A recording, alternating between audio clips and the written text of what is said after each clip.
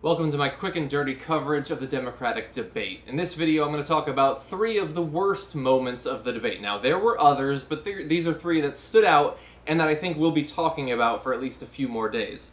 Number three, least important, because I might be nitpicking, although I do expect that this will probably come up. We had Hillary Clinton on Benghazi, something that I don't think even merited being brought up at the debate, but it was.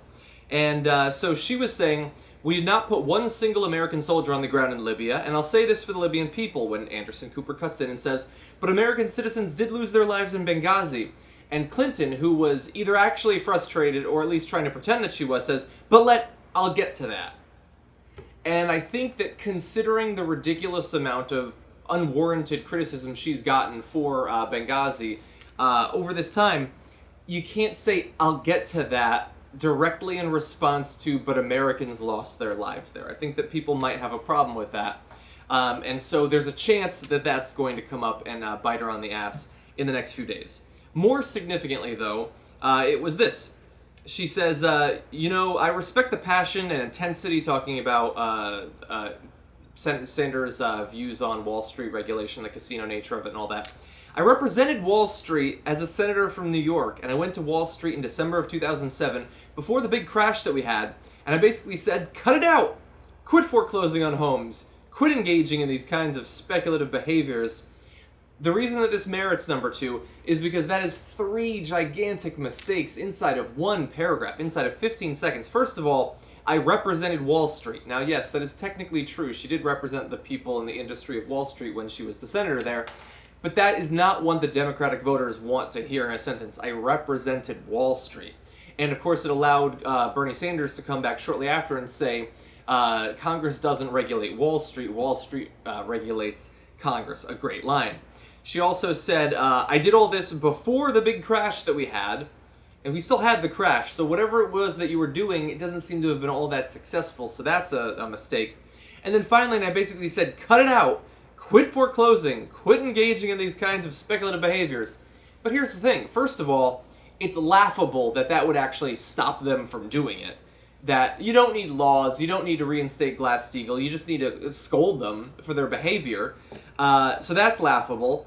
And we know that they didn't. They continued to foreclose on the homes. They kept engaging in the speculative behavior. They kept using money that should have been protected in case of financial instability to do their extremely risky bets. Every part of what she said is ridiculous, and this is just the highlight, or the low light, I suppose, of all that she was saying about about Wall Street, how she thinks, or she's portraying the fact that she would be hard on them, that you don't need a Bernie Sanders to regulate Wall Street, she would be willing to do it. But first of all, we don't go into the debate believing that that's true, and these sorts of responses are not going to convince us. I think that justifiably, Bernie Sanders could speak with a lot more authority and passion, and not having flip-flopped on the issue in the past decade when it comes to Wall Street and how it needs to be regulated, and his willingness to allow Glass-Steagall to be reinstated. So that was number two.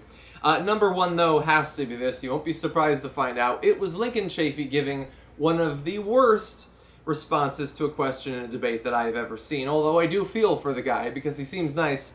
So Anderson Cooper asked, Governor Chafee, you have attacked Secretary Clinton for being too close to Wall Street banks. In 1999, you voted for the very bill that made banks bigger.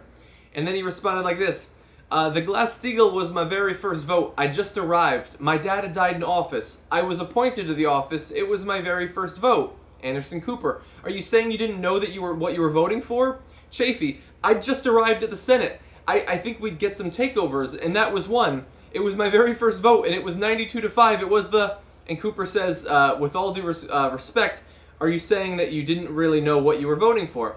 I think you're being a little rough. I just arrived. I'd been mayor. My dad had died. I'd been appointed. It was a conference vote. It was 90-5.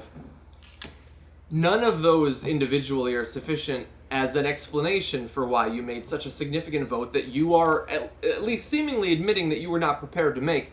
To make them all in such quick succession, to say that you are rough, this is an extremely consequential vote that he cast there. Now, there are a number of different ways that he could have responded to this. He could have just said, look, I voted that way because I was showing support for my caucus, and it turns out that that was an absolutely horrible vote. I would never make that sort of vote again. That's fairly simple. Look, I have a lot of sympathy for the guy that his dad died. My father passed away. I understand how horrible that is and what that can do to you. But 16 years later, people are not going to accept that as an explanation for why you voted that way, especially when it's couched in the language of you apparently not either taking the time to read it or having the time to read it. And you could have abstained, certainly. We know that you could have done that. So those are three of the worst moments. The Lincoln Chafee one certainly makes him look bad. He might drop out partially as a result of it and his overall performance at the debate. The ones with Hillary Clinton, we'll see. Another worst moment that probably should be on the list is, I personally think that Bernie Sanders' response on guns was pretty terrible. I'm probably going to do a separate video on that. But overall, those were pretty bad. What were the worst moments from your point of view? Who had an opportunity and totally wasted it? Who might have sunk their campaign based on something that they said? Post it down in the comments and I'll take a look.